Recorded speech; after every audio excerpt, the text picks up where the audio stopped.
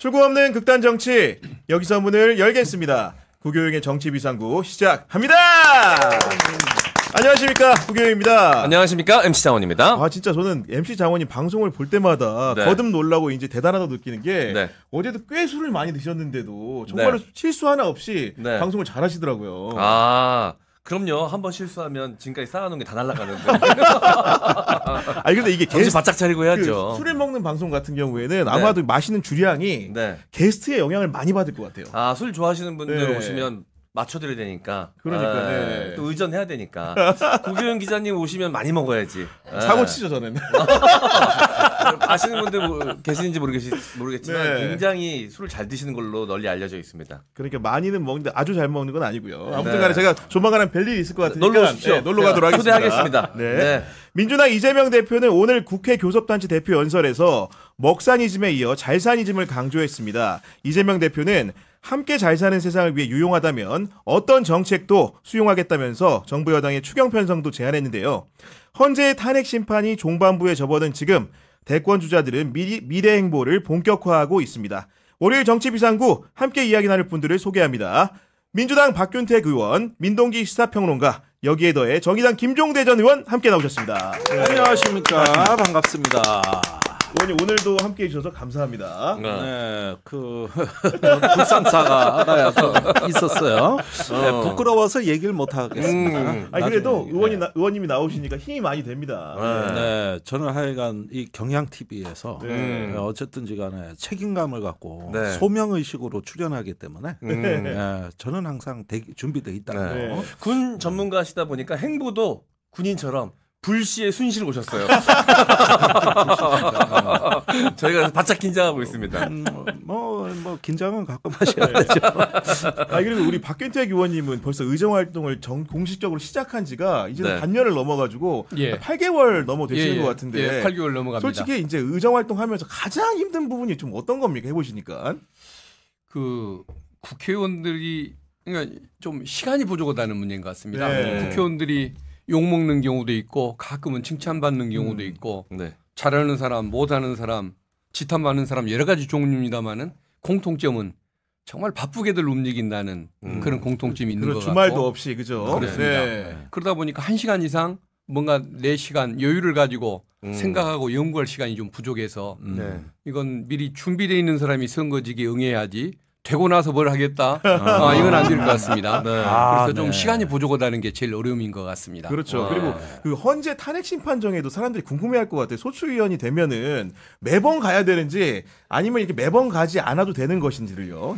소추위원은 법적으로 한 명입니다. 정청래 법사위원장. 그리고 그 단상에서 함께 참여할 그 권리가 있는 사람은 변호사들, 소송 대리인단이 있는 거고 저희는 탄핵 소추위원이 아니고 탄핵 소추단 위원입니다. 단핵위원이군요. 그래서 법사위원장과 그 변호사님들을 뒤에서 지원하고 뭐 간접적으로 응원하는 그런 입장에 있습니다. 그래서 의원님 얼굴을 찾으려고 아무리 찾아봐도 카메라 앵글이 안 잡히는데 방청석에 앉아서 지켜보고 있고 발언권도 없고 거짓말하는 거 지켜보고 있다 보면 뭐 아무것도 않고 있다 나오는데 더 피곤한 것 같습니다. 무슨 일을 할 때보다. 그렇죠. 복장이 터지는 순간들이 많았을 것 같습니다. 피로증이 더 많이 느껴집니다. 우리 의원님은 뭐 사실은 의정활동 이미 해보셨기 때문에 이러저러한 일도 겪으셨는데 4년 동안 뭐가 제일 힘드셨습니까? 농성으로 시작해 농성으로 끝났어요. 저기 박근혜 탄핵 그때는 정의당이 맨 앞줄에 있었으니까 그때 뭐 허구한 날 철야 농성 그것도 우린 야외에서 춥지 미세먼지 많지 그랬는데 몸이 못 버텨가지고 무너졌었어요. 그러다 박근혜 대통령이 탄핵되니까 병이 낫더라고. 내 병이 탄핵된 거야. 이렇게 신봉사 눈 떠지듯이 눈이 확 떠지면서 그 의원회관 그 지하에 사우나실에 있었거든요. 탄핵되던 날. 표결하고 와서 누워있는데 몸이 가벼워지는 듯한 느낌이 들면서 감겼던 눈이 팍 떠지는데 신봉사 개벽을 하는 느낌이었다. 이럴 때가 이제 힘들지만 탄핵 만병통치설. 제가 요즘 민주당 지지자들도 민주당 의원들을 보면 많이 화를 내는 게 언제 끝나냐. 왜 빨리 매듭을 못 짓냐. 이제는 야당에도 화를 많이 내시거든요. 이 상태가 너무 고통스러운 거예요. 네. 그러다가 어느 날 순간 우리가 하나의 분수령을 넘었다. 네. 또 하나의 민주주의의 어떤 고비를 넘고 새로운 역사를 만들었구나. 이랬을 때를 지금부터 기다림 있고 인내하면서 이걸 하시면은 그 감동은 이루 말할 수 없는 그것이 있다는 거예요. 그걸 믿고 가는 거야 우리는. 그렇습니까? 안 그렇습니까? 저희가 이제 본격적으로 뉴스 얘기를 해볼 텐데 벌써부터 이제 많은 분들이 그런 날이 언제 오느냐 학수고대를 하고 계실 것 같습니다. 그런데 저는 오늘 이 얘기를 좀 시작해보고 싶은데 뭐냐면은요. 그 지난주에 대왕고래 프로젝트가 좀 시끄러웠잖아요. 그래서 사람들이 간과하고 있었던 게 연세대 그 분이 논술시험 문제 유출 사건이 있었는데 사실은 사람들 기억 못하는 게 그 우리 피청구인 윤석열 대통령이 이 문제에 대해서도 국무회의 때 얘기한 적이 있었어요. 맞아요. 뭐라고 얘기했냐면은 책임자는 철저히 문책하고 사태가 재발하지 않도록 엄정 조치할 것을 주문했다고 당시 대변인이 얘기를 했는데 실제로 이 사태에 대한 수사 결과 경찰이 어떤 결론을 내렸냐면은 그 결국은 아무 문제 없었다는 식으로 이제 결론이 났거든요. 그러니까 문제 유출은 없었다 이렇게 된 건데 저는 궁금한 지점이 어떤 거냐. 국무회의 석상에서 본인이 발언이 전해질 정도면 어느 정도 사태 개황 정도는 좀 알아보고 해야 되는 것이 아닌가 이런 생각이 좀 들거든요, 의원님. 뭐 윤석열 그 피청구인 피의자 뭐 대통령 세 가지 지위를 동시에 가지고 있는데 거기에 얘기에 대해서는 그 생각나는 대로 막 얘기를 하는 사람이기 때문에 따로 저는 논평을 가치를 요새는 느끼지 않고 있습니다. 뭐 그 정도 말씀을 드리고 싶습니다. 근데 이게 경찰이 석 달 정도 수사를 했거든요. 석 달 정도 수사를 했고 거기에 대해서 이제 피의자 7명에 대해서 다 무혐의 처분 결정을 내렸어요. 근데 되게 웃긴 게 그때도 이게 대통령이 언급할 만한 사안인가? 국무회의에서 그런 의문이 들긴 했는데 지금 경찰이 발표한 이 수사 결과 내용을 보면 더 웃긴 게요. 그 유포된 사진들 때문에 논란이 됐잖아요. 근데 경찰이 수사를 해보니까 다 실제 시험이 끝난 뒤에 이게 촬영이 된 것으로 지금 수사 결과 나타났거든요. 그럼 유출이 안 됐다는 얘기입니다. 그렇죠. 유출은 안 된 거예요. 유출은 안 된 거예요. 그래서 이게 이제 그러면 도대체 그때 당시 대통령은 누구로부터 어떤 보고를 받았기에 그리고 국무회의에서 이상한 그런 얘기를 하는 것인가? 그러니까 유튜브 보지 않았겠습니까? 그러니까 저는 오히려 지금 경찰 수사 이게 무혐의로 끝났다가 아니라 도대체 그럼 그때 대통령한테 보고한 자가 누구냐 이거를 지금 조사해볼 필요는 있는 것 같아요. 이거는 국가적 망신이거든요. 제가 좋은 관점이에요. 그렇죠. 아니 그 왜 그러냐면은 이게 그 구색 맞추기인지 경찰이 유출은 없었다 결론을 내면서 학생 한 명을 송치했어요. 근데 그분이 어떻게 된 거냐면은 그러니까 문제를 그분은 미리 받고 스마트폰 카메라로 찍은 다음에 챗 GPT에 물어서 풀어봤대요. 그렇죠. 근데 그게 오답이었대. 떨어졌대요. 떨어졌어요, 그 사람. 이분만 떨어진 분만 송치가 되고 실제로 본질이라고 할 수 있는 유출 문제가 이렇게 처리가 되다 보니까 앞에 대왕고래 프로젝트도 보고한 사람이 있을 거 아닙니까? 그렇죠. 대통령의 발언은 얼마나 무게가 실립니까? 그런 상황인 겁니다 지금. 글쎄, 뭐 계속 이런 건이 터지는데 이것도 대통령이 지금 탄핵 중이니까 막 터지지. 그 대왕고래도 산업부가 대통령 눈치를 안 봤으니까 볼 필요가 없으니까 사업을 전면 백지화한 거 아닙니까? 백지화는 아니라 그러더라고. 또 실존한데.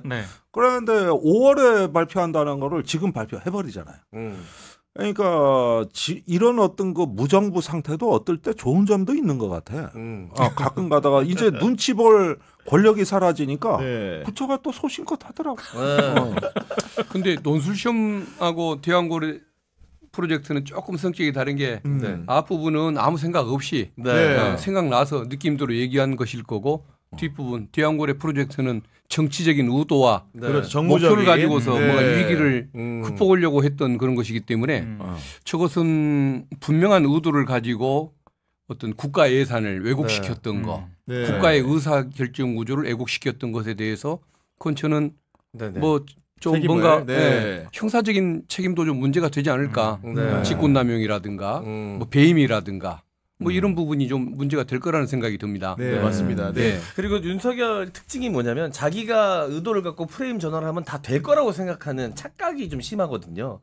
이 대왕고래 프로젝트가 처음 갑자기 등장했을 당시에도 최혜병 사건 때문에 본인이 정치적으로 좀 약간 핀치에 몰리고 있는 상황이었어요. 맞아요. 그 대왕고래를 꺼내들면서 그거를 좀 분위기를 바꿔서 내가 이 프레임 전환이 가능하겠다라는 의도를 갖고 얘기했던 걸로 보여지고 제 개인적인 그냥 생각은 이 연대 수시모집 관련해서도 뭔가 이거 내가 하면 여러 가지 입시 관련해서 내가 욕먹던 거 한 방에 좀 그러니까 해결할 수 있지 않을까? 네. 입시 카르텔에 교육 카르텔. 네. 평소에 감정이 있었거든. 이게 그러니까 그렇게 보이지. 아마 그랬을지 않았을까. 그리고 생각이 좀 들어요. 그때 연세대에서 그 파문이 불거졌을 때 학부모를 비롯해가지고요 수험생들 비난이 어마어마했거든요. 맞아요. 그러니까 저는 거기에 도대체 무슨 보고를 받았는지 모르겠지만 거기에 숟가락 하나 그냥 올리려고 했던 것 같아요. 네. 뭐 분노에 살짝 보태면은 같이 가지 않습니까? 그러니까 야 대통령이 엄정 수사를 지시했어. 근데 나 제대로 보고도 안 받았다는 얘기죠. 그러니까 여기서 핵심적인 거는 대통령이 발언할 때는 무게감이 있기 때문에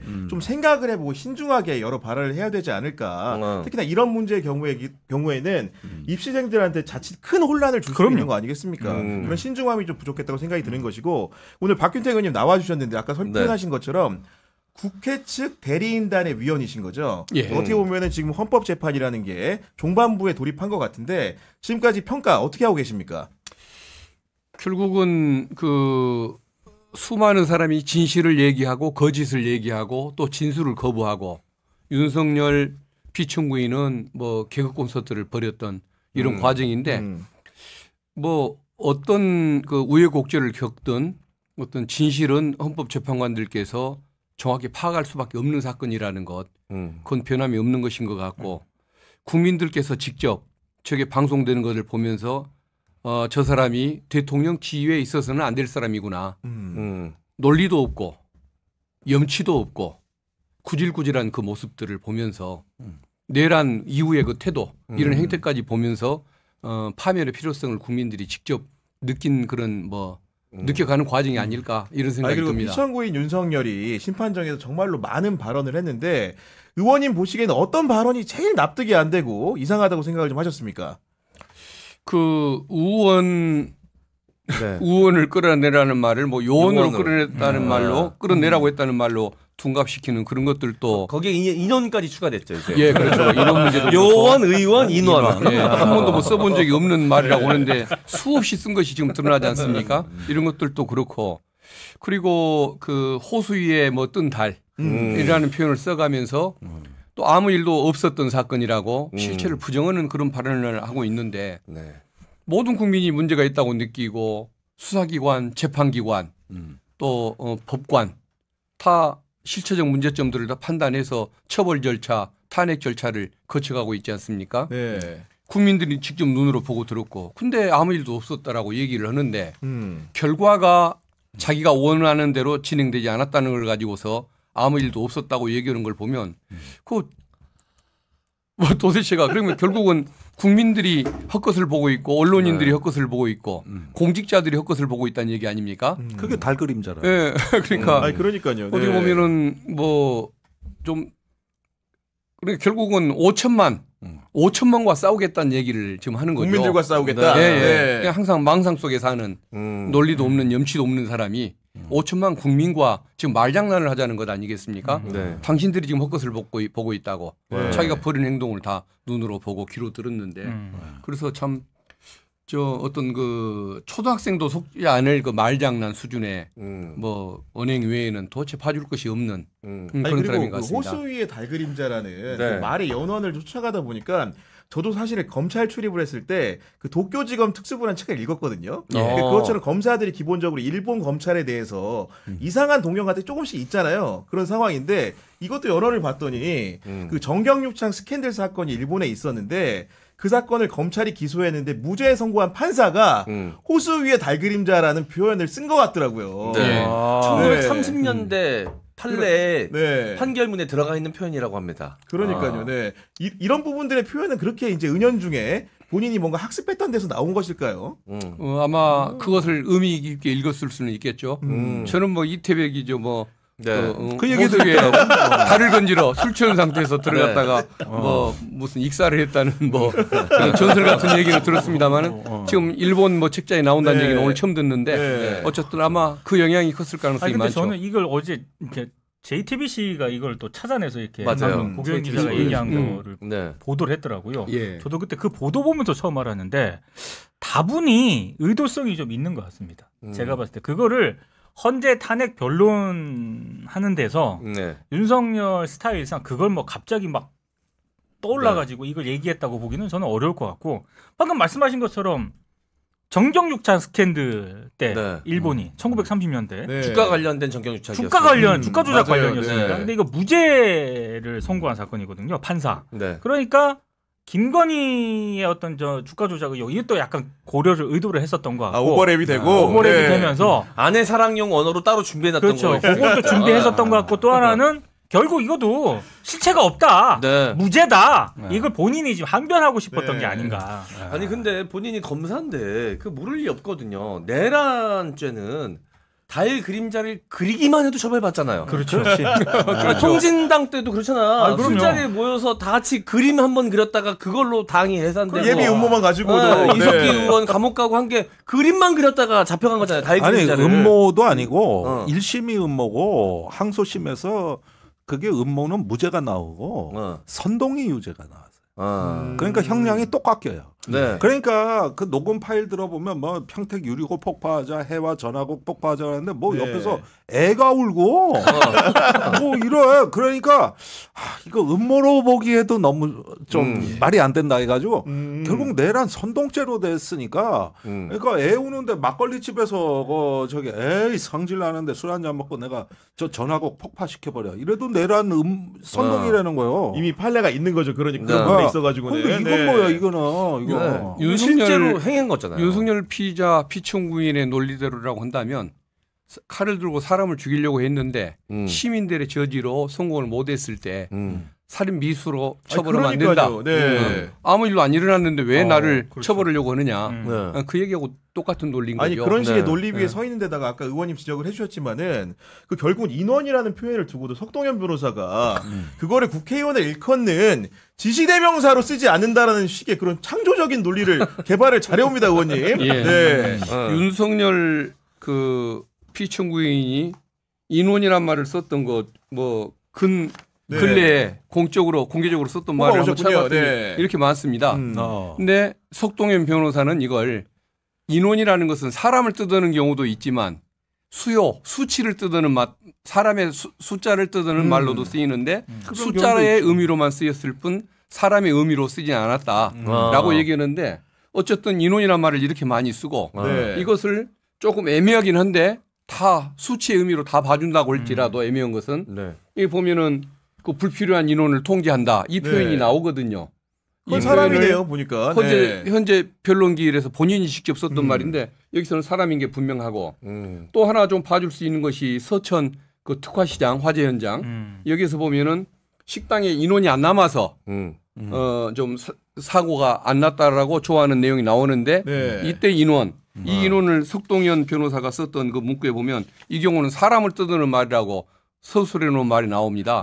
그리고 오히려 석동현 말에 의해서 윤석열의 이 인원이라는 말은 또 사람을 뜻하는 말로 해석이 될 수밖에 없는 지금 상황인데 어떻게 보면 우리가 이런 말들을 해부학적으로 이렇게 과학적 논구를 해야 되는 것 자체가 약간 좀 재밌는 풍경입니다 지금.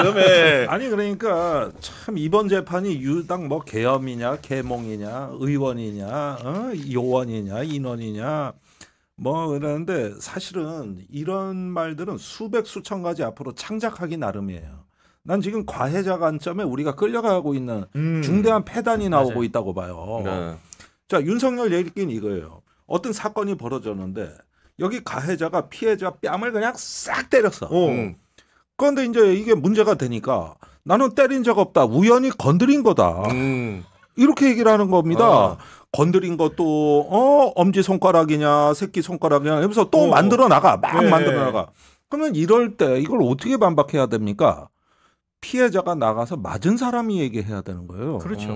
그때 맞았던 아픔, 그때 맞았던 굴욕감 이런 걸로 얘기하는 거고 내가 이렇게 맞았습니다 해야 저 말이 뒤집어지는 거거든요. 근데 지금 헌법재판은 이 가해자의 논리와 가해자 관점을 분쇄시키는 걸로 끝나고 있어요.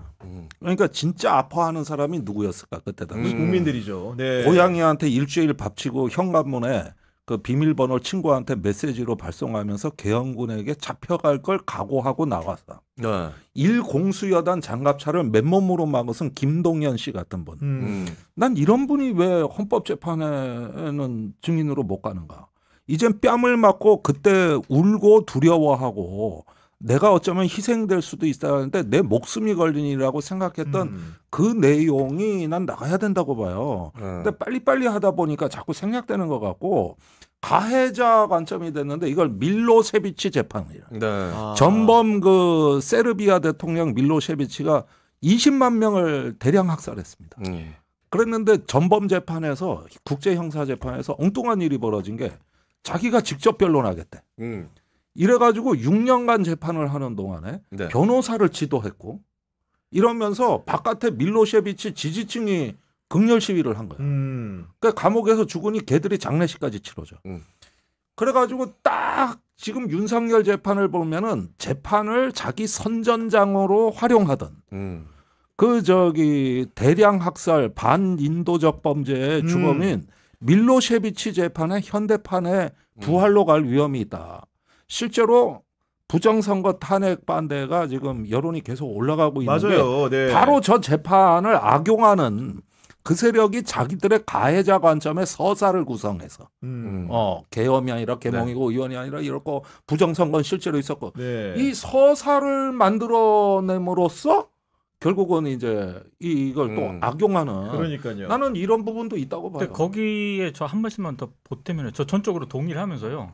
어차피 윤석열 측에서는 저는 그런 헌재 변론을 자체를 탄핵을 이 변론을 통해서 막겠다. 이 의도는 없다고 봅니다. 그러니까 정치 선전의 장으로 쟁점화로 그러니까 네. 조기 대선 국면 어차피 탄핵은 될 것이고 네. 그러면은 자기들이 살 수 있는 방법은 조기 대선에서 어떻게 좀 해보는 그런 방법인데 그 선전의 장으로 활용할 가능성이 높다고 보거든요. 어떻게든 밀로세비치 관점입니다. 그렇죠. 근데 굉장히 중요합니다. 예. 근데 제가 좀 화가 나는 거는 그런 의도로 헌재 변론에 임하고 있다는 건 많은 국민들이 아실 거라고 봐요. 네. 근데 이거를 언론들이 그러면 이 변론 윤석열 측에서 내놓는 논리라든가 주장 하나같이 말이 안 되는 억지 주장이 많은데 레거시 미디어들의 상당수가 그걸 그대로 전해줍니다. 그러니까 어떤 관점이라든가 이게 얼마나 논리적으로 말이 안 되는 것이고 방금 김종대 전 의원님이 얘기하신 것처럼 네. 그런 식으로 좀 비판적으로 접근을 해야 솔직히 뭐 정치 고관여층이라든가 시사에 관심이 많으신 분들은 영상도 다 찾아보고 이렇게 다 하겠지만 그렇게 흔히 말해서 언론들이 중도라고 하는 그 중도층이 있지 않습니까? 시사에 관심이 없고 먹고 사는 문제에 바쁘신 분들은 레거시 미디어들의 제목이라든가 이런 것만 보면은 진짜 뭐가 문제가 있나 보다.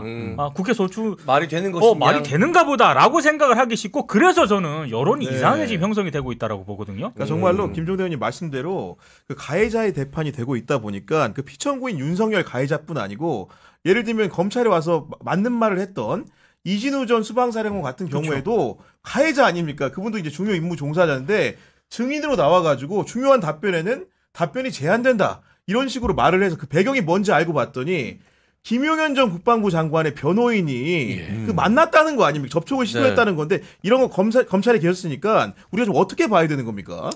저것은 뭐 일단은 김용현의 의사는 윤석열의 의사였다고 봐야 할 텐데 그걸 회유해서 넘어갔던 측면 하나가 있을 것이고 또 하나는 좀 차이가 왜 곽종근 뭐 또 홍장원 네. 여기는 진실대로 얘기하고 여인영, 이진우 네. 이런 사람들은 말을 바꾸는 걸까 또는 진술을 회피하는 걸까 생각해 보면 앞에 두 사람은 처벌받을 일이 없는 사람이거나 진실을 얘기하는 것이 자기에게 선처가 내려질 가능성이 많다는 것을 네. 느끼는 사람들인 것이고 뒤에 있는 두 사람은 진실을 얘기해도 크게 본인한테 도움이 될 여지가 없는 것 같다는 이런 네. 차이가 있는 것 같습니다. 여인영은 사실 주도 세력이나 다름없는 사람 아닙니까? 네. 그렇죠. 근데 그러면 조금 차이가 예를 들면 이진우 그다음에 또 네. 그 곽종근 사령관, 곽종근 사령관 이 두 사람은 조금 비슷해 보이지 않습니까?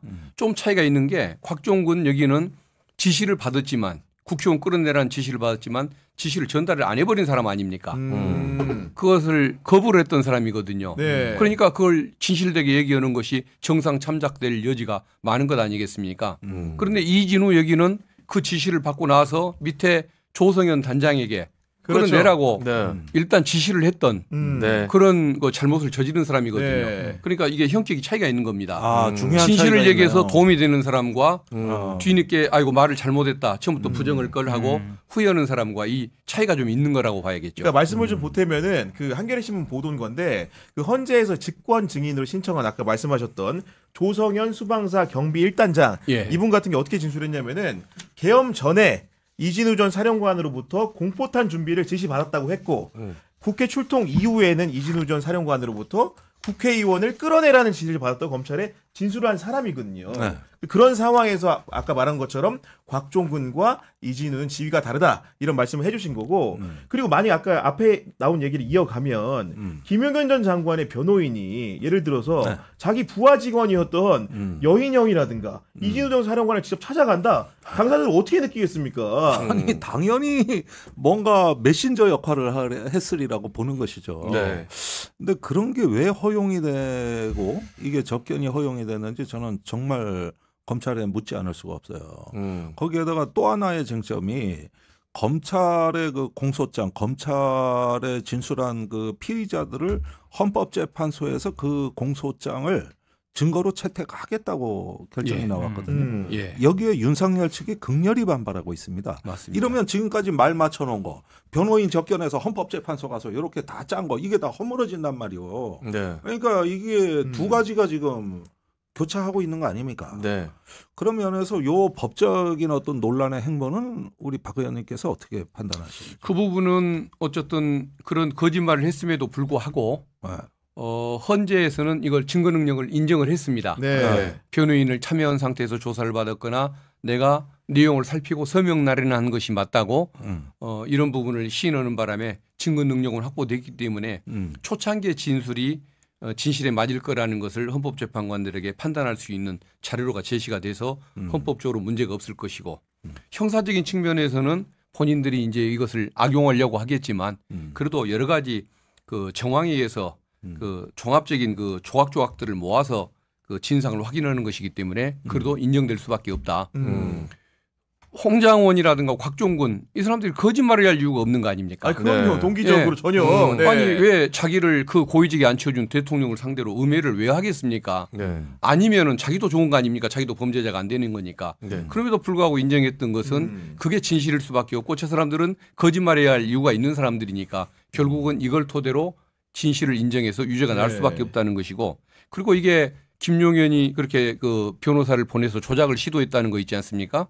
이 부분은 윤석열 재판에 굉장히 불리함을 주는 게 보석을 허가해 줄 수가 없습니다. 수많은 증인들 뭐 자료가 다 확보됐으니까 증거를 인멸할 것도 없다라고 얘기를 했는데 헌법재판정에서 말 맞추기가 됐고 이번에 김용현 변호인을 통해서 말 맞추기 시도가 있었던 것이 드러나지 않습니까? 그래서 영원히 증거 인멸에 우려가 있는 자들 이래서 판사가 절대 보석을 허가해 줄 수 없는 그런 그러니까 오히려 부작용만 가져올 것입니다. 저는요.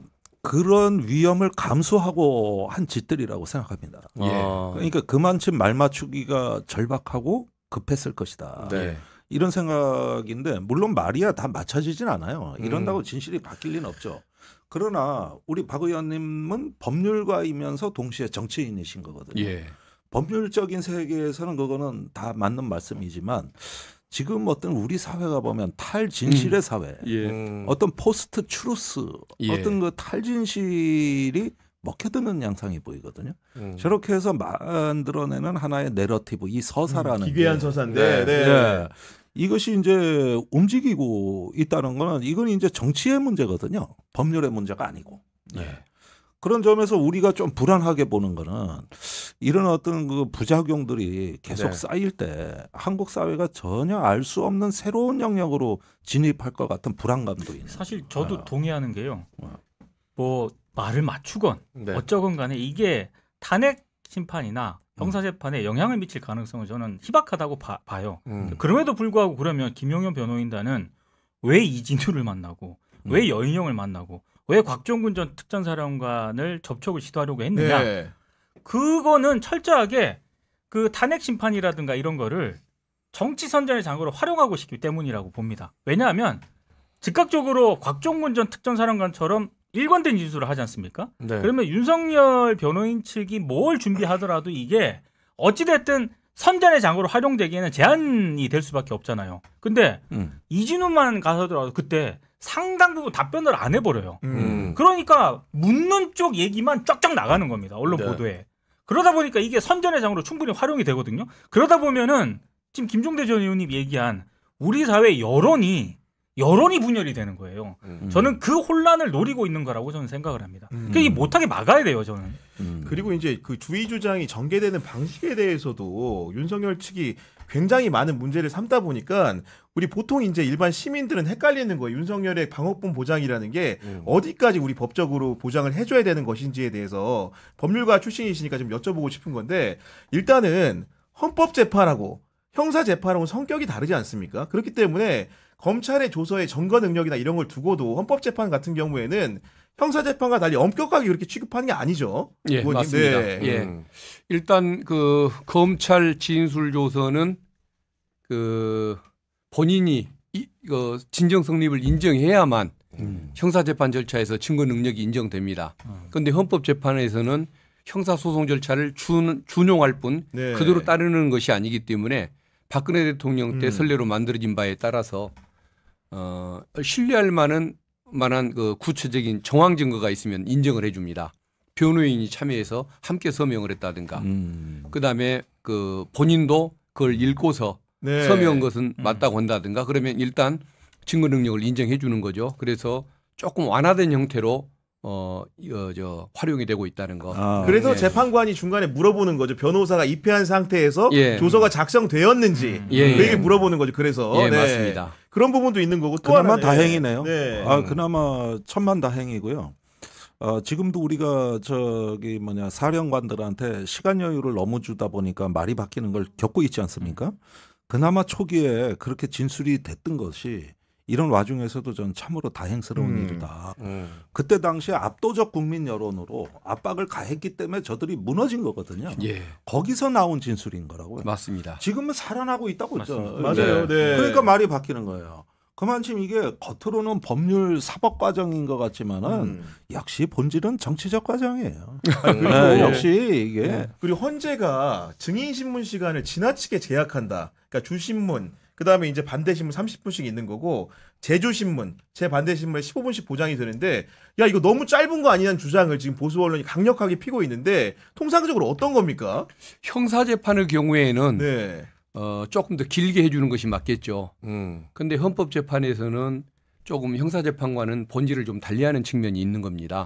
그리고 이것을 빨리 진행해야 할 필요성이 있는 것이겠죠. 그렇죠. 그럼 네. 형사재판 진행하듯이 1년씩 저걸 진행을 하면 대통령은 언제 파면을 시키고 언제 나라를 안정을 시키겠습니까? 그래서 어떤 좀 정치적으로 국정을 빨리 안정시키고 사태를 수습해야 할 책임감 때문에 헌법재판소가 빨리 진행하는 거라는 거고, 또 하나는 지금 헛소리 할 기회를 안 주는 것일 뿐 해야 할 얘기는 다 하게 해주는 거 아닙니까? 그렇죠. 네. 인정할 거, 부정할 거를 다 확인하고 넘어가는 과정이지 말을 못하게 하는 건 아니거든요. 쓸데없는 장광설을 제안하는 것에 불과하기 때문에 헌재가 지금 확인해야 할 건 안 하고 넘어간 걸 제가 못 봤습니다. 중요한 건 다 했죠. 부정할 기회를 안 주는 것도 못 봤기 때문에 할 건 다 하고 있다는 거고, 또 하나가 박근혜 대통령 재판 때 이미 그것을 다 그런 식으로 진행을 해왔는데 어느 누구도 문제를 제기하지를 않았고 그야말로 구질구질한 피청구인 쪽 관계자들이 지금 이런 얘기를 하고 있다는 것, 그 점을. 그리고 예를 들면 또 하나 더 떼면은 반대 신문 사항을 전날 제출하라고 한 거에 대해서 우리가 논리적 허점을 노려가지고 증인을 말 그대로 쉽게 해서 국회 측 대리인단이 데려온 증인을 이렇게 공략하려고 하는 건데 왜 전날 내라고 하냐 이런 주장을 하는데 이것도 좀 이렇게 타당하지 않은 주장 아니겠습니까? 어쨌든 신속 진행의 필요성과 그리고 이미 다 알려진 사건. 그리고 증인한테 주는 것도 아니잖아요. 이게. 국회 가서 발언하고 언론 앞에서 발언하고 다 밝혀진 것을 네. 헌법재판소에서 재판관이 직접 듣고 판단해야지 뉴스 보고 판단했다고 그럴 수는 없는 것이니까 직접 그렇게 변론을 하는 과정인데 이미 쟁점과 비판과 이런 것들이 다 외부에서 다 이루어졌기 때문에 안에서 갑자기 불이해타를 입히고 공격과 방어가 실패할 이런 사안은 아니기 때문에. 그러면은 말씀대로라면 저 비교적 순조롭게 가고 있다는 뜻으로 저한테는 들리는데요. 제가 이해한 게 맞다면 이번 달에 변론 종결이 무사히 다 이루어지고 예. 또 다른 어떤 지연 요인 없이 예상하는 일정대로 간다고 봐야 됩니까? 제가 보기에는 이번 목요일까지 정해져 있는데 네. 아마 저쪽에서 또 뭐 온갖 또 핑계를 대면서 네. 주장하고 했죠. 양쪽에 또 뭐 자기 주장을 펼 기회를 주고 여러 가지 고려하면 다음 주까지 진행되고 다음 주 목요일 날쯤 끝나지 않을까. 화목 이틀 더 하고. 네. 그게 좀 제 예상이고 그리고 그렇게 된다면 박근혜 대통령 때 11일에 결정문 작성 기간이 있었습니다. 그걸 따지면 저는 3월 초, 3월 초까지 3월 초에 결론이 날 거라는 그런 예상을 하고 있는데 한 가지 변수는 저 사람들이 그 마은혁 재판관을 임명을 또 갑자기 뒤늦게 안 한다고 했다가 진짜 임명을 했어야 맞는데 뒤에 버티다가 마지막에 또 뭘 임명을 해서 변론 갱신을 하자고 하면서 또 며칠 늦추게 하려는 술책을 펼 수는 있는데 꼼수가 그렇더라도 제가 보기에는 3월 10일을 넘기는 일은 없을 것 같다. 근데 실제로 최상목 대행이 그렇게 할 가능성도 있다고 보시는 거예요?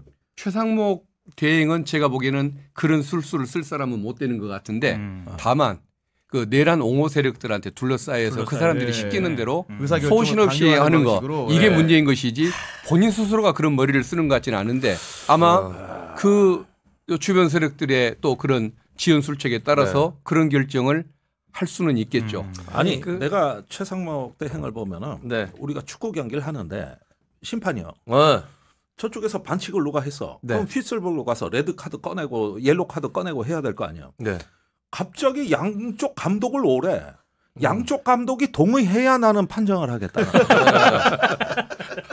이런 심판이 그 판정하라고 거기 운동장 안에 들어가 있는 건데. 완전히 자율성을 탈색하고 표백을 해버렸어. 스스로의 그 결정을 회피하는 방식인데. 그러니까요. 그러면 축구는 누가 심판 볼 거야? 앞으로? 양 감독이 보라잖아요. 양 감독이 합의해서 하래. 무슨 심판이? 2002 월드컵 때 모레노 심판 데려와야 됩니다. 아무리 떠들어도 그냥 한 방에 눈빛이 똑같아. 완전히 눈빛이 똑같아. 안 듣겠다. 내 의지로 심판하겠다. 아니, 지금 의연해요.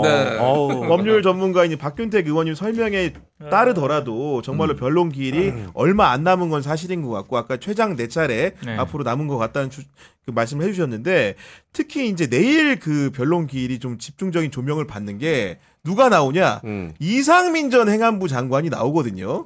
이상민 전 행안부 장관이 어디까지 조사를 받았나 봤더니 검찰에도 출석했다고 친절하게 우리 언론이 소개를 해줍니다. 맞습니다. 그리고 아마도 본인이 전해진 진술 조서의 내용들이 아마도 사실일 것 같은데 내일도 같은 내용의 진술을 민동기 평론가님 피청구인 윤석열 앞에서 할 수 있을까요, 없을까요? 네. 안 할 것 같습니다. 왜냐하면 그러니까 일단 그 이진우 전 수방사령관도 그렇고요. 뭐 김용현 측 변호인하고 접촉을 한 저는 결과의 가능성이 있다라고 보는데 어찌됐든 윤석열을 앞에 두고 있지 않습니까? 그러니까 이게 직접적으로 자기가 예전에 검찰 가서 했던 진술이란 이런 걸 하기가 저는 부담스러웠을 거라고 생각을 하거든요. 근데 이상민 같은 경우는 아마 더 하겠죠. 왜냐하면 지금 본인이 여러 의혹을 받고 있습니다만 내일 만약에 헌재 그 탄핵 심판에서 본인이 집중적으로 저 질문을 받을 것 중에 하나가 여기 경향신문하고 저 MBC하고 한겨레 신문, 신문하고 JTBC 단전 단수 그거 지시하지 않아 누구로부터 뭐 이런 질문을 받을 거란 말이죠. 그렇겠죠. 이상민이 그 얘기를 하겠습니까? 거기에 대해서 답변을 할까요? 네? 저는 안 할 가능성이 많다라고 봅니다. 우리 의원님은 좀 어떻게 판단하십니까? 아니, 저도 뭐 비슷하게 봅니다. 그런데 이분은 계엄 이후 행적이 훨씬 더 의혹이 많이 가는 거예요. 대부분 뭐 여인영, 곽종근, 이진우 이런 사람들은 계엄 사전 모의와 계엄 당시에 어떻게 됐느냐 하거든요. 이걸 하나의 지진이라고 보자고. 근데 이 사건은 명백히 여진이 있는 사건이에요. 이건 계엄 내란 모의가 폭동이 있던 12월 3일에서 4일로 우리가 흔히 하나의 사건이 끝났다고 생각하는 경향들이 있는데 그렇지가 않습니다. 그 이후에 비화폰 기록을 삭제하라고 하면서 경호처에 윤석열이 직접 지시를 했다든가 이런 것도 중요한 이권 행위거든요. 그 이후에도 수없이 안가에서 행안부 장관, 민정수석, 법무부 장관이 모여가지고 회동을 했다던가. 또 여인형은 그 체포조건 명단을 그쵸. 부하들 시켜서 이거 다 없애고 그때 우리 체포하러 간 게 아니라 그냥 나간 거야. 이렇게 진술하도록 시켰다든가. 네. 지금 계엄 이후의 그 여진 네. 이것이 실패함으로써 벌어진 그 증거인멸 조작은폐. 나는 이거는 중요한 여진이라고 보는데 이게 또 하나의 사건의 다른 어떤 측면을 네. 그대로 다 담고 있어요, 이 안에. 이게 계엄의 불법성을 다 담고 있는 건 나는 오히려 계엄 이후라고 봐요. 그런데 이상민 장관이 거기에 가장 의혹을 받는 사람이에요. 그러니까 탄핵 심판에서 이런 것들이 신문이 이루어질지는 모르겠습니다만은 이 사람은 오히려 계엄 당시보다 계엄 때 흘리고 다닌 발자국, 그다음에 그 이후에 긴 꼬리, 그렇죠. 이런 것들이 더 이 사람은 주목이 된다고요. 아마도 지금 이렇게 그 세간에 나오는 얘기로는 이상민 전 장관을 상대로 수사기관이 조만간에 이제 강제 수사를 개시할 수도 있겠다. 왜냐면 아까 말씀하신 대로 계엄 이후의 행적들도 굉장히 의문스러운 지점들이 많기 때문에 그런 얘기들이 나오는데 그 검찰에 복무하셨으니까 좀 어떻게 전망하고 계십니까?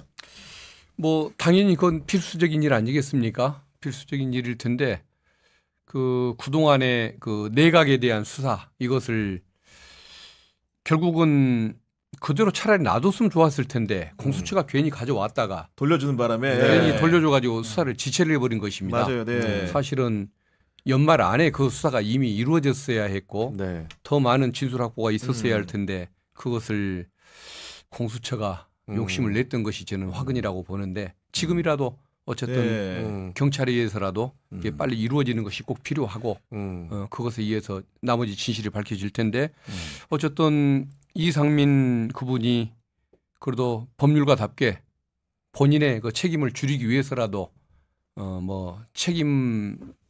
사건의 경과라든가 이런 부분에 대해서 나름 진실을 얘기를 할 걸로 보여지고 내일 우리 의원님께서는 아니 수사기관에서 언제는 아니고 그렇게 않고는 법정에 가서 그 형량을 낮출 방법이 없기 때문에 그렇게 하는데 내일은 대통령 앞에서 그런 얘기는 못 할 겁니다. 그래서 국회에서 얘기했듯이 증언을 거부하겠습니다.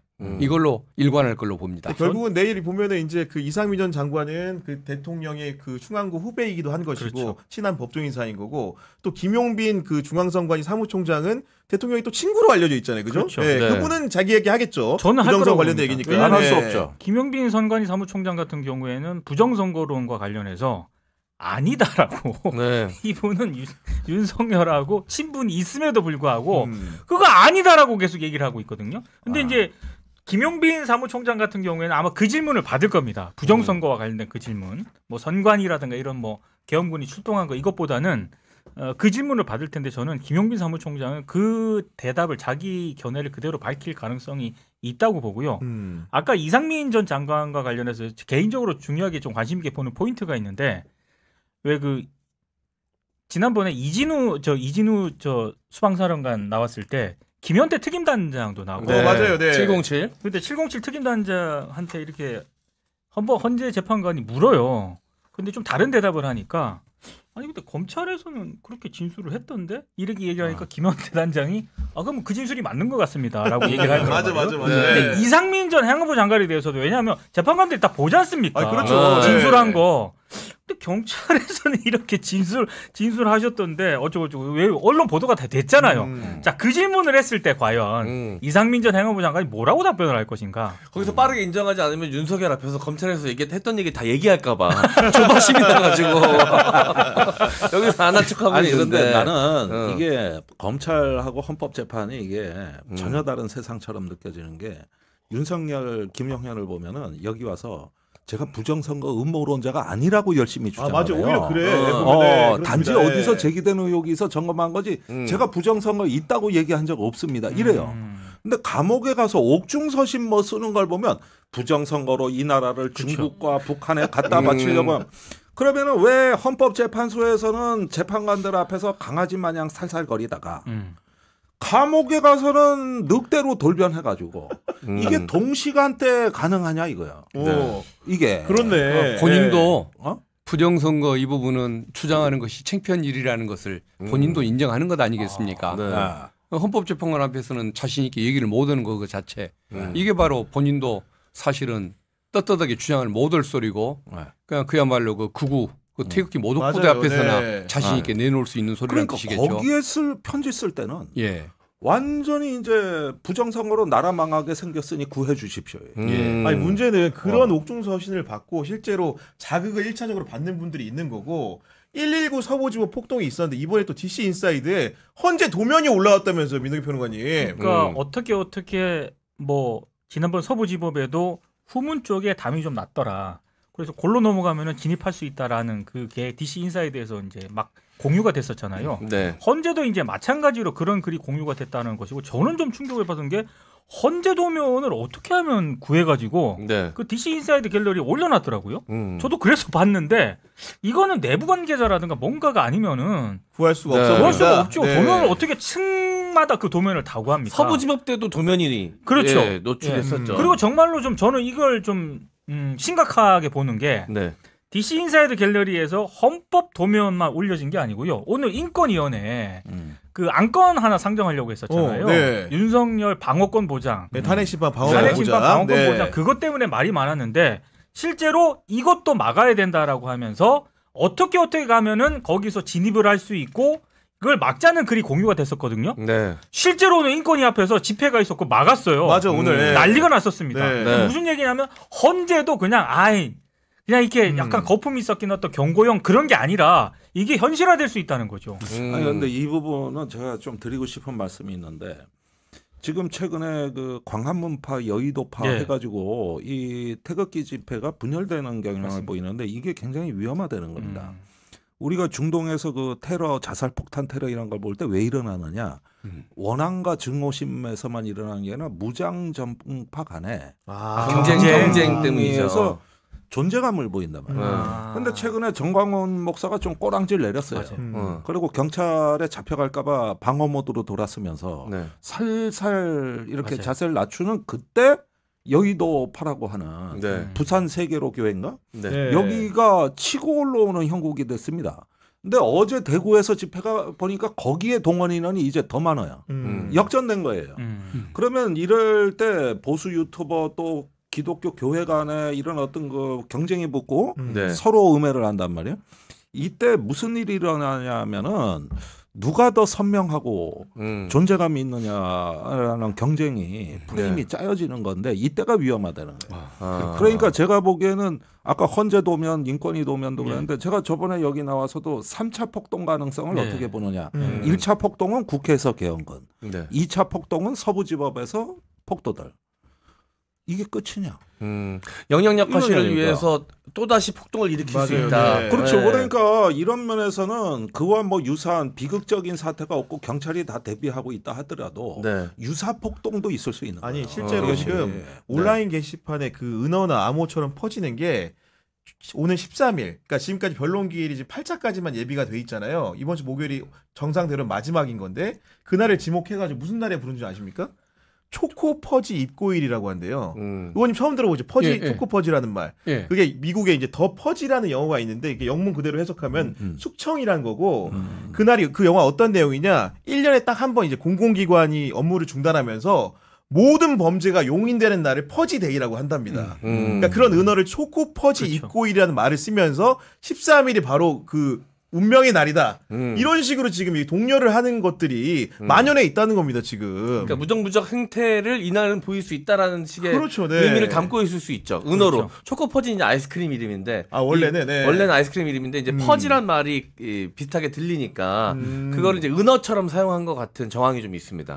아니, 근데 이런 식으로 사실 이런 폭동을 많이 선동하거나 선정하는 혐의에 대해서도 형사처벌을 받을 수 있지 않습니까? 충분히.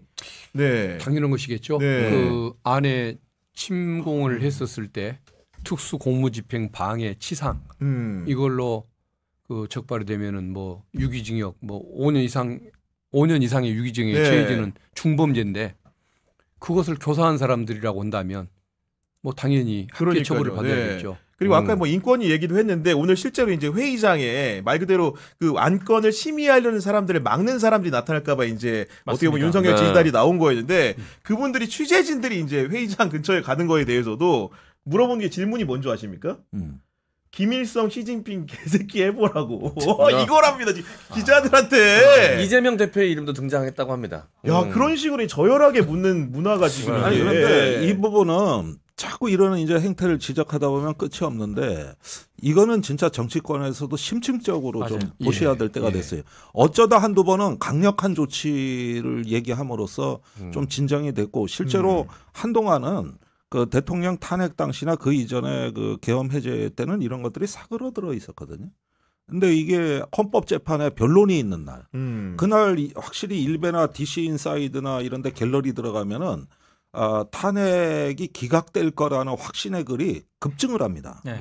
나는 그러니까 이 헌법재판에 지금 패단이 그렇게 나타나고 있다는 거예요. 네. 그런데 요즘 들어가서 보면 또 난장판이 됐거든.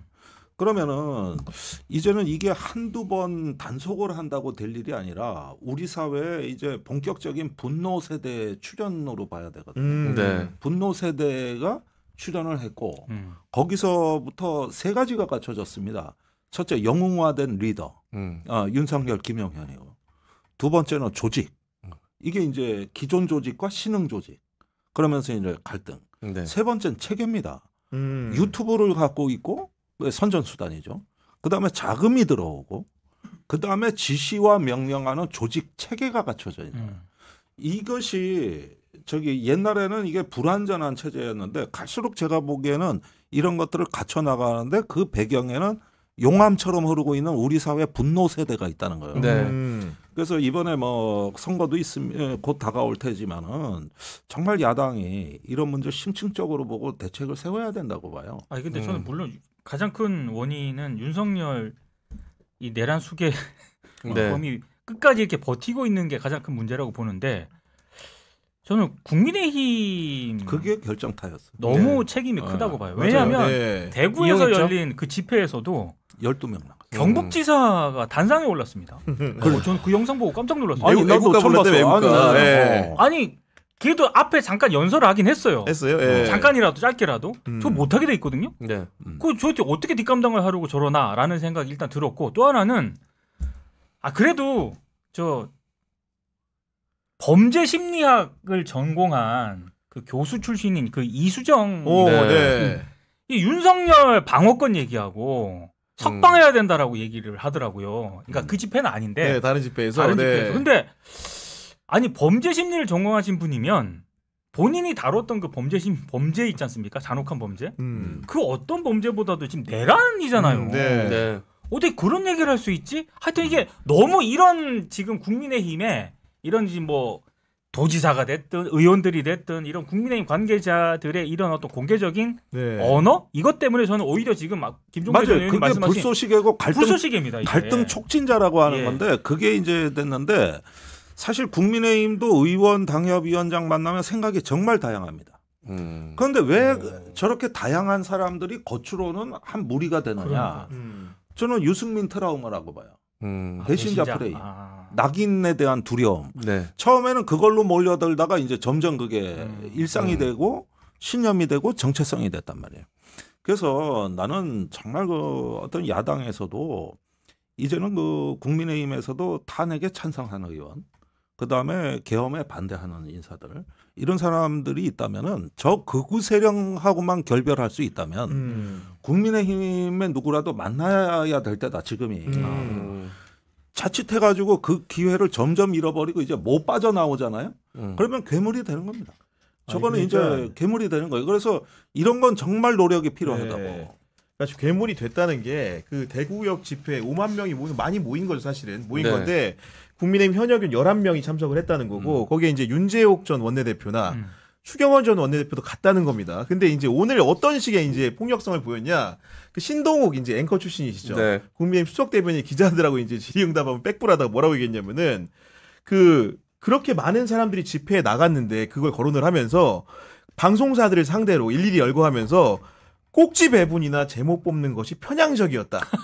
이런 얘기를 합니다. 일례로 SBS에 대해서 콕 집어서 얘기하는 겁니다. 대구 역사상 가장 많은 인파가 모였는데 단 한 꼭지도 다루지 않았다. 지상파 뉴스가 이 문제를 바라보는 시각에 대해 심각하게 우려를 표한다 이렇게 얘기합니다. 의원님 방송사에 이렇게 얘기하실 수 있습니까, 의원님은? 네. 아유 저 정치인에게 선거직에게 가장 두려운 게 유권자 이야기했지만 현실적으로는 언론 아니겠습니까? 그렇습니다. 네. 언론을 통해서 유권자에게도 나의 활동상과 심성과 생각이 전해지는 것인데 그런 불만을 함부로 얘기할 수는 없는 것이겠죠. 명백하게 뭐 잘못을 했다면 모를까. 아니 그러니까 하다 이제 이렇게까지 나오다 보니까 그걸 듣고 있는 언론사 기자들도 그걸 참을 수밖에 없는 상황이 화가 나는 겁니다 지금. 아니 그런데 문제는 이 사태는 정말 중요한 판이 깔리고 있다고 보는데 서울이나 수도권의 그쪽 국민의힘 당협위원장들은 이것 때문에 전전긍긍해요. 이러면 중도층 다 잃어버린다. 그러니까 거기서도 지금 생각이 확 갈라져 있거든요. 그러면 국민의힘은 하나의 실체가 아닙니다.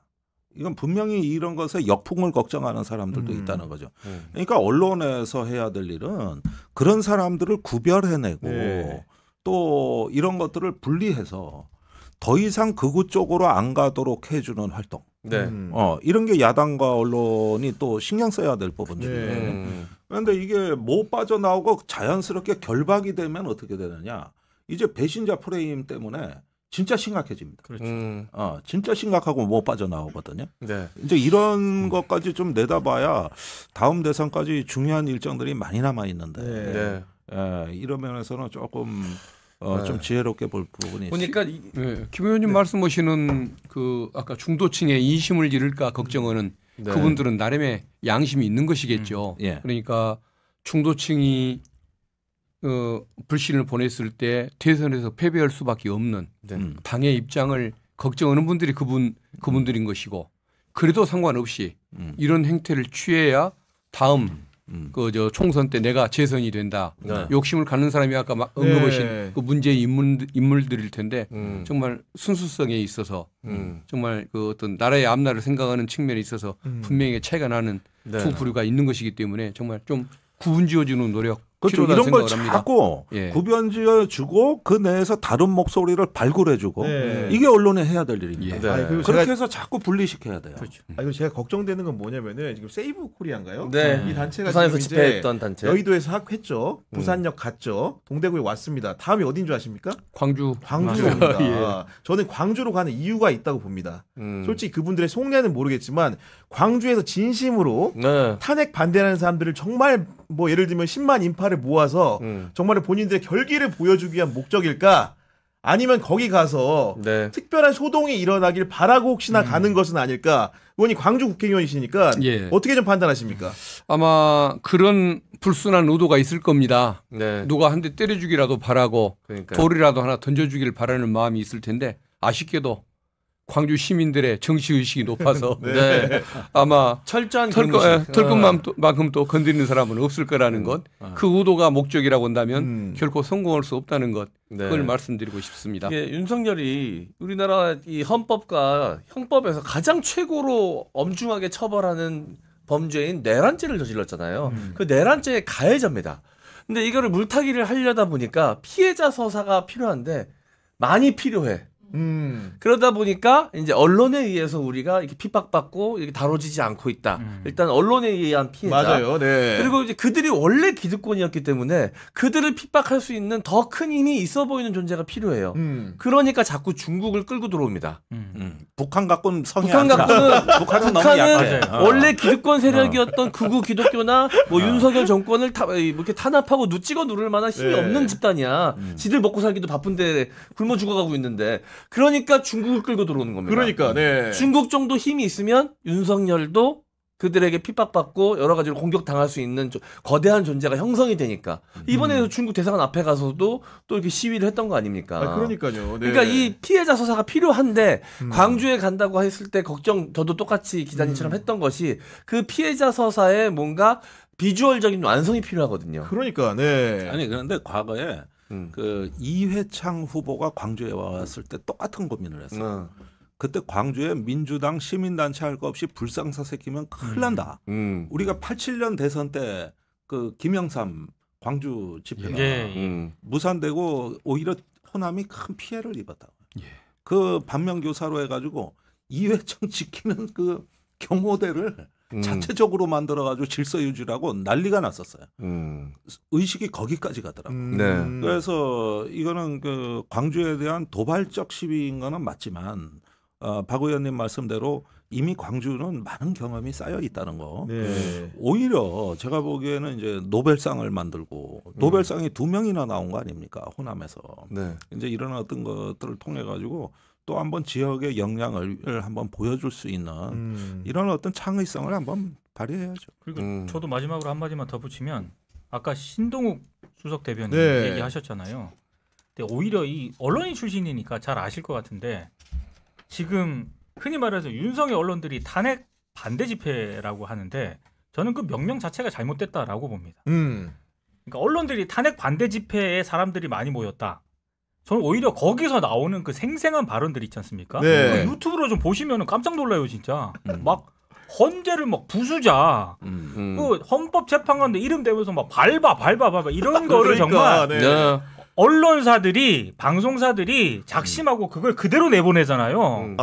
오히려 큰일 나지. 오히려 타격을 입어요. 그러니까 저는 오히려 보도를 그렇네. 윤석열 탄핵 반대 집회라고 오. 언론들이 보도를 하는 것 자체가 일단 좀 잘못됐다라고 보고 네. 보도를 할 거면 제대로 해라. 이거는 탄핵 반대 집회가 아니다. 영상을 생짜로 내보내라 그럼요. 그러니까. 네. 탄핵 반대 집회가 아니라 폭력 선동 집회나 마찬가지다. 근데 오히려 언론들이 보도를 안 함으로써 저는 오히려 이득이 가고 있다라고 보거든요. 100번 지나가신 맞습니다. 말씀이십니다. 그러니까 네. 어떤 망상에 빠지고 음모론에 빠질 때 그걸 어떻게 좀 다른 길이 있다는 걸 알려줄 거냐. 이걸 좀 고민을 많이 해야 되는데 예를 들면은 이번에 한 가지 저는 실마리 보였다고 하는 게 그 박민우 장군이라는 사람이 국회 나와가지고 노상원이 정보사령관이던 2016년에 네. 대북 특수임무를 하고 온 그 요원을 맞아요. 제거해라. 네네. 폭파조끼로 제거해버리라 그랬거든요. 그런데 딱 이거다 느낌이 오는 게 뭐냐면 지금까지 이 윤석열과 김용현에 대해 가지고 뭐 야당의 폭거로 오죽하면 계엄을 했겠어? 또 사령관들도 부정선거 막기 위해서 순수한 정신으로 계엄에 참여했겠지. 이렇게 동정하던 사람들한테 이 정보가 필요한 거예요. 주적인 북한을 제거하려고 한 게 아니라 아군을 제거하라고 명령을 내렸습니다. 그러면은 어느 순간에 윤석열 지지층도 감당할 수 없는 충격이라고 이거는. 전혀 성격이 달라요. 그렇게 해서 될 때 이건 너무 나간 거 아니야 하는 글들이 그 커뮤니티 내부 갤러리에서 몇 개씩 올라오기 시작하고 그러면서 폭력성이 낮아지는 거거든요. 그러면 우리가 어디에 중점을 둬야 하냐가 내재적 접근을 해서 바로 주적인 중국 북한군이 아니라 아군 사살 짓이다. 이것도 음모가 아니라 정보사 출신이 지금 그렇죠. 얘기하고 있는 거예요. 정보사에서 그 HID 부대장 출신. 그러니까요. 네. 그래서 자꾸 뭘 아니다 이렇게 하는 게 아니라 하나의 주장이 있으면 반증이 있는 거거든요. 그리고 다른 생각을 할 수 있는 거거든요. 이런 기회를 자꾸 제공을 해줘야 되는 것이죠. 그리고 그런 부분을 통해 가지고 다시 생각할 기회를 마련해 주가면 온건한 층들은 흔들리거든. 네. 그런 게 갤러리에선 보인다고. 네. 완전히 고정관념을 깨버리니까.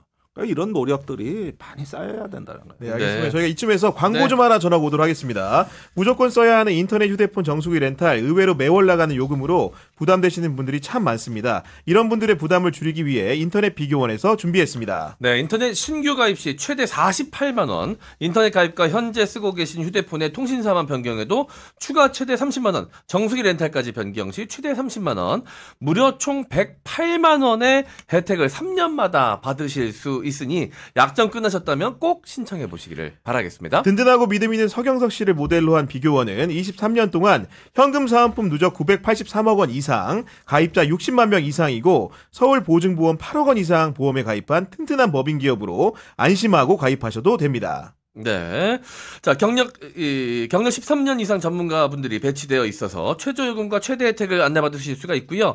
일반 대리점이 아닌 본사와 정식으로 계약한 판매점이라 빠른 설치와 함께 사은품까지 빠르게 받으실 수 있습니다. 현금 사은품 혜택을 원치 않을 경우 55인치 삼성 TV로 선택해서도 받으실 수 있습니다. 또 인터넷 신규 가입 후 소개한 친구가 가입을 하게 되면 신세계 상품권 4만 원권을 무제한으로 드리는 이벤트도 함께 진행 중입니다. 지금 1670-2571, 1670-2571로 전화 주시거나 네이버에서 인터넷 비교원 검색하시고 상담 신청하시기 바랍니다. 오늘 박균택 의원님 나오셨기 때문에 이 얘기 좀 해봐야 되는데 이재명 대표가 국회에서 오늘 교섭단체 대표 연설을 했습니다. 보니까 먹사니즘을 넘어서 잘사니즘을 주창을 했던데 어떤 내용입니까? 결국은 그 실용주의 노선 또 대한민국의 그 회복과 성장 이걸 얘기하는 내용인데 제가 봐도 참 수준이 높더군요. 자랑스럽고 그렇게 말씀하시겠죠.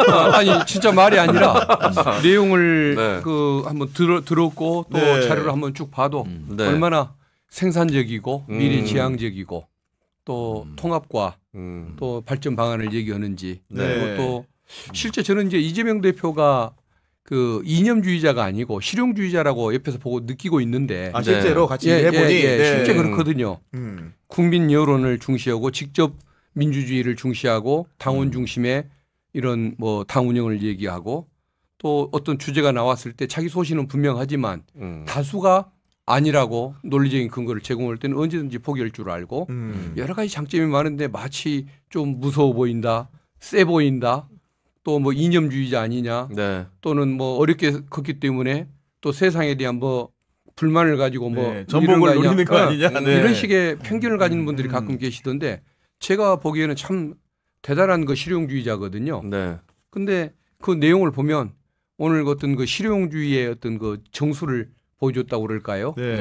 정말 어떤 그 대한민국의 성장과 생산성을 위해서 얘기를 했지 복지 문제만 가지고 얘기를 하거나 색깔 문제를 가지고서 어떤 문제점을 느낄 수 있는 이런 요소는 전혀 없었기 때문에 참 자랑스러웠고 박수들도 정말 물론 민주당만 쳤습니다만 정말 박수가 좀 저절로 나오는 그런 내용이었거든요.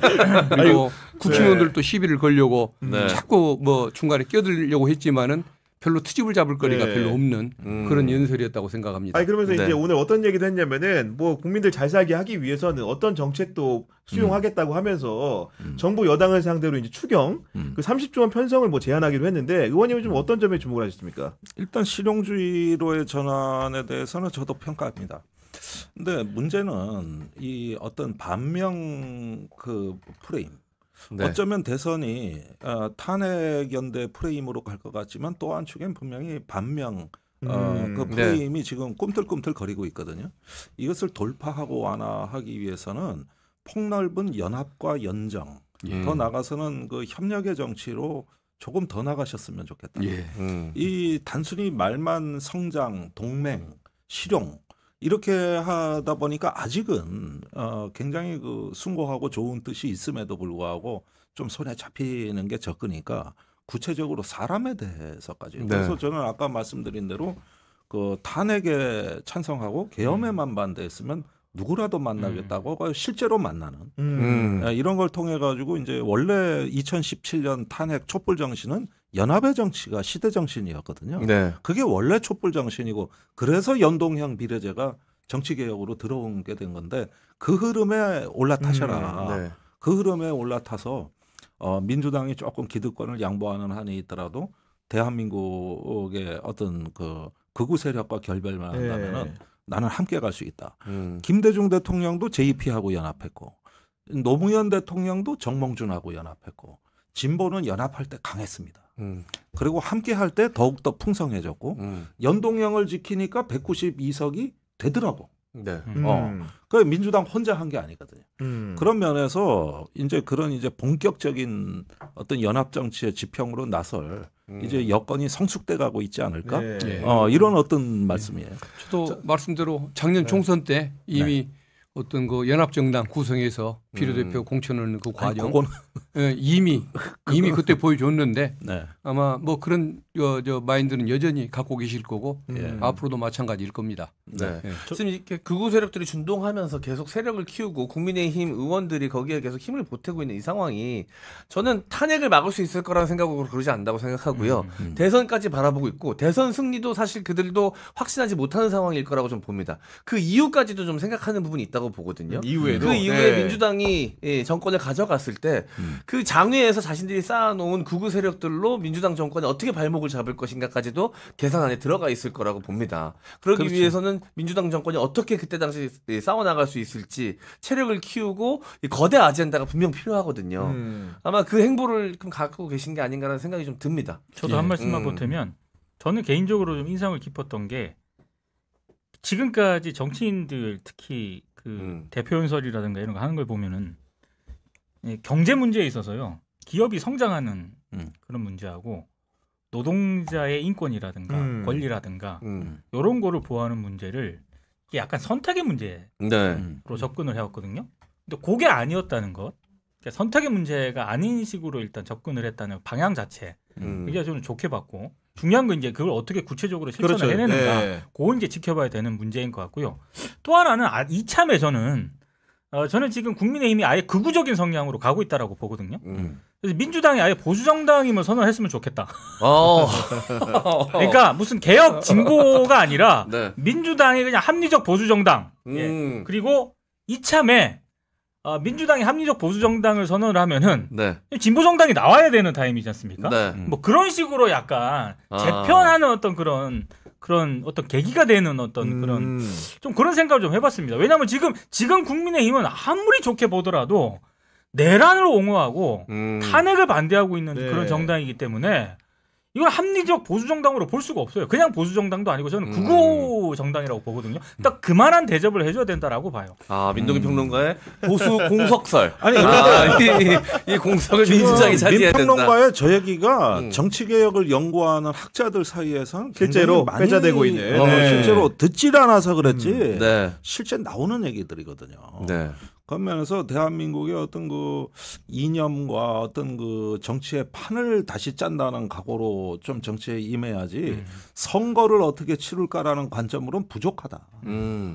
이 기회에 이제 하나의 어떤 시대에 매듭을 짓겠다는 네. 좀 이런 결기 같은 거, 네. 이런 새로운 상상력, 네. 거기에서 어떤 조금 뭐 창의력이 나오고 창조성이 나오는 거거든요. 난 그런 어떤 각오로 이번 대선을 임해야 된다고 봐요. 네. 이번은 거저먹는 판이 아닙니다. 문재인 대통령이 41%로 대통령 당선됐거든요. 그렇죠. 맞아요. 네. 사실 그건 거저먹은 거라고. 탄핵 국면에서. 그런데 이제는 그 판이 아니에요. 그러니까 좀 더 좀 남다른 결기가 있었으면 하는 생각이죠. 끝으로 하나만 더 여쭈면은 문재인 전 대통령이 사실은 이제 퇴임 이후에 언론 인터뷰를 극도로 안 하다가 오늘 한겨레 신문에 굉장히 길게 인터뷰를 했는데 그 내용들이 사실은 굉장히 어떻게 보면은 여러 가지 내용 중에서도 가장 크게 다뤄진 부분은 결국은 윤석열 정부를 탄생시킨 데 대해서 국민께 송구스럽다. 처음으로 어떻게 보면 본인의 의사를 밝힌 건데 이걸 두고선 시점적으로나 맥락상으로나 뭐 적절한지 여부를 두고 좀 약간 감론을박이 있는 것 같습니다. 아니 말인즉슨이야 뭐 흠잡을 때가 있겠습니까? 그런데 이제 윤석열이 탄핵당하고 난 이후에 이제 이 얘기가 나왔다는 데에서는 저는 시점의 문제는 좀 문제의식은 갖고 있어요. 사실은 더 진솔한 어떤 그 태도가 더 일찍 나왔으면 어땠을까. 이건 뭐 이제는 끝난 정권 같이 돼가고 있고 그런 면에서 약간의 어떤 논란의 소지는 인정해야 될 것 같습니다. 다만 그럼에도 불구하고 진솔하게 얘기했다면 일단은 받아들이자. 그리고 저 인터뷰의 숨은 뜻은 이제 뭐 친명이다 비명이다 친문이다 하는 어떤 이런 최근의 논란들을 조금 더 좀 정리하자는 취지로 비춰지거든요. 그런 점에서 조금 뭐 친문 쪽에도 힘을 실어주고 그러면서 정리를 하고 이재명 대표한테 포용을 촉구했고 이재명 대표가 잘 받아들였다. 이 내용의 핵심이 있는 것 같아요. 그래서 일단은 당내 협치를 조금 더 하고 그 다음에 당 바깥으로도 협치를 할 수 있는 이런 어떤 그 포용력과 대담성을 민주당이 발휘하면은 이런 어떤 인터뷰도 좋게 들릴 수가 있습니다.